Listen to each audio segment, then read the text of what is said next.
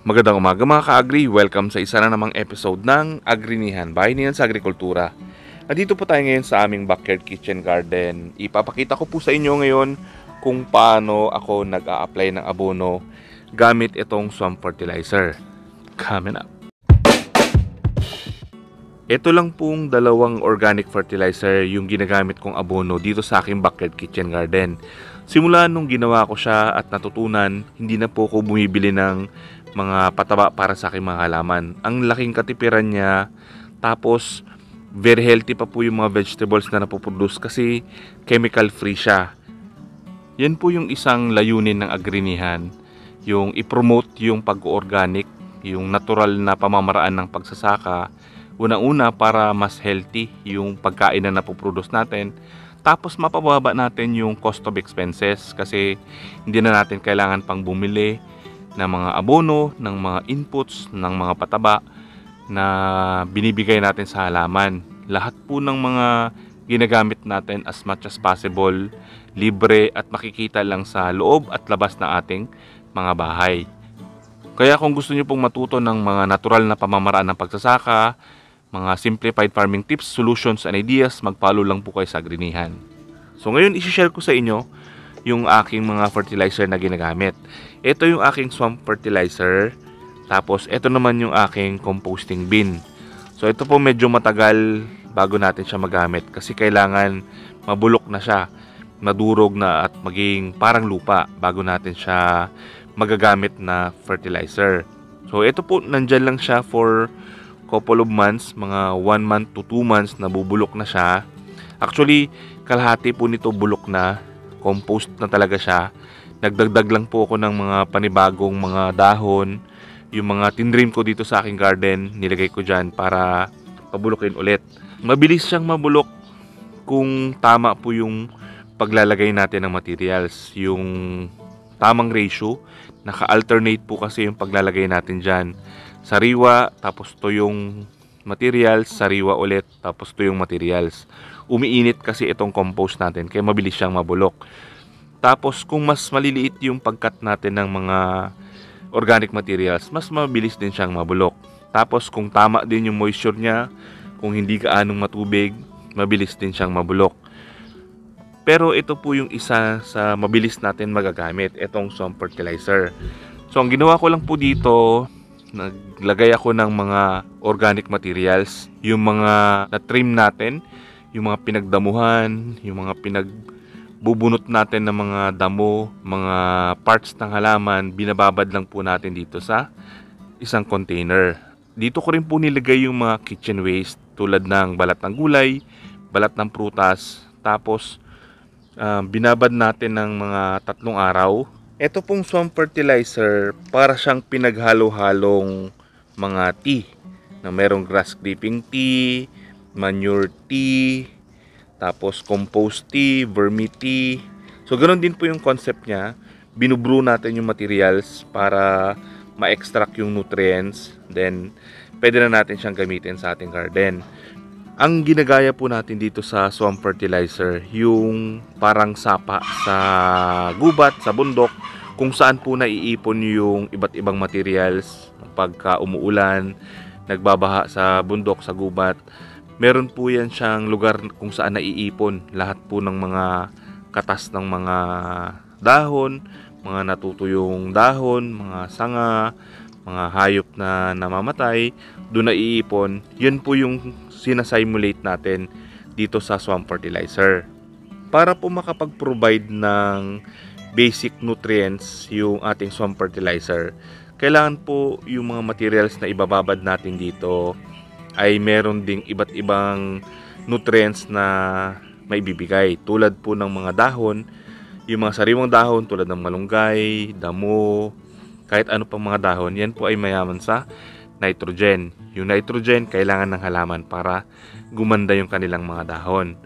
Tapos itong mga balat ng gulay, balat ng prutas, yan naman po ay mayaman sa potassium. So yung potassium nakakatulong po yan para paramihin yung bulaklak at bunga ng ating mga tanim. So kung meron po kayong tanim sa inyong backyard kitchen garden na nagbubunga at nagbubulaklak, makakatulong po itong swamp fertilizer natin. Sa paggawa po nito, kung first time yung gumawa, ibababad natin siya, yung mga materials na yan, for 3 days para i-brew. Then pwede na natin siyang gamitin sa ating mga halaman. Pwede natin siyang gamitin na puro, pwede rin po natin siya i-extend, no? 50% ng tubig galing sa swamp fertilizer, tapos haluan natin ng 50% din ng tubig para mas marami tayong magamit at madilig sa ating mga halaman. Pero ang ginagawa ko po dito, kasi araw-araw ko naman siyang nire-refill ng tubig. Ngayon lang medyo 2 days itong nakababad dahil po umulan kahapon kaya hindi ako nakapagdilig.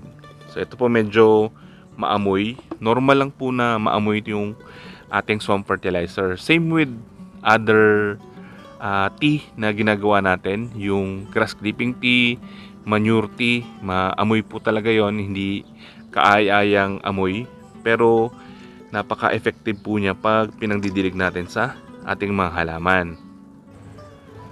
Kung gumagawa po kayo nitong swamp fertilizer, mas maganda yung ating container ay may takip para po hindi siya pamahayan ng mga lamok. Ngayon gagamitin natin siya, mag-a-apply tayo ng swamp fertilizer sa ating mga tanim dito sa ating backyard kitchen garden. Hindi ko na po ito ginagamit dito sa aking mga pak choy, sa Chinese pechay, kasi hinaharvestan na po namin ito.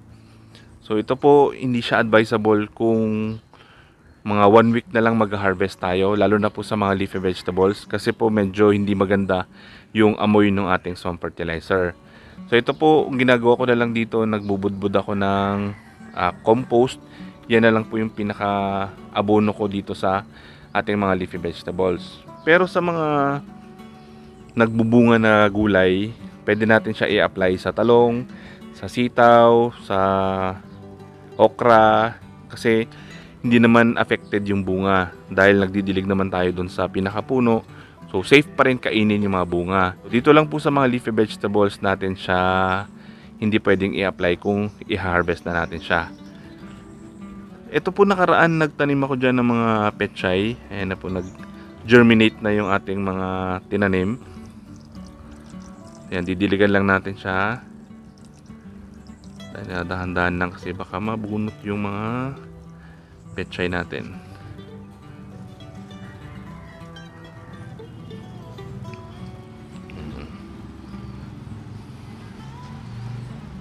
Ayan, 2 days pa lang itong mga pechay na yan.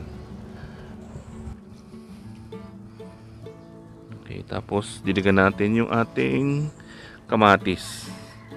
So ito po may mga bunga na rin yung ating diamante. Ayan, malalaki na yung mga bunga. Tapos yung iba dyan, cherry. So ito yung ating tomato wall. Nakalinya po dyan yung mga kamatis natin. Ayan. So, sa talong, ito rin po yung ginagamit kong fertilizer. Dilig lang natin sa pinakapuno.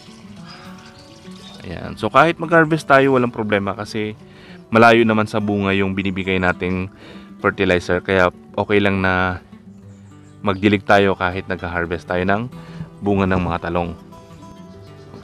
Ang ginagawa ko lang po dito, pagka nagamit ko na siya at naubos na ngayong araw, pagka dilig natin sa lahat ng mga tanim sa ating backyard kitchen garden, nire-refill ko lang po ng tubig ulit para kinabukasan pwede natin siya ulit magamit. Then after 1 week, pag napansin ko po yung tubig medyo malinaw na, medyo clear na, yan naman po yung time na nagdadagdag ako ng mga organic materials. Balat ng gulay, balat ng prutas, mga dahon, yung mga damo na pinagdamuhan dito sa ating garden, binababad ko po ulit dyan para madagdagan ulit yung nutrients dito sa ating swamp fertilizer. Tapos itong mga solid materials na yan, hindi ko na po inaalis. Hinahayaan ko na lang dyan na madurog at mabulok. So dagdag lang ako ng dagdag ng mga organic materials. Ito po yung mga tanim natin sa container, yung ating kamatis, tsaka yung ating mga kalamansi. So yan din po yung ginagamit kong fertilizer. So ito pong kalamansi natin, hinarvest ko na lahat ng kanyang bunga kasi pitasin na po yon para magpatuloy naman siya ulit ng panibagong bunga. So yan, may mga maliliit na naman. So after few days nito, dahil nag-abono tayo ng ating swamp fertilizer, tutubuan siya ulit ng mga bagong bulaklak. So tuloy-tuloy yung pagbubunga ng tanim natin kalamansi. Itong isa maliliit pa. So mga 2 months pa natin ito maha-harvest. Tapos itong tanim nating sili, ayan, in-harvest po ng mga ibon. Kaya laging na uubos yung mga bunga. Sana po nakatulong information na to. Sana tulungan nyo rin kami i-share yung mga information para makatulong po tayo sa iba. Maraming salamat po. Happy farming!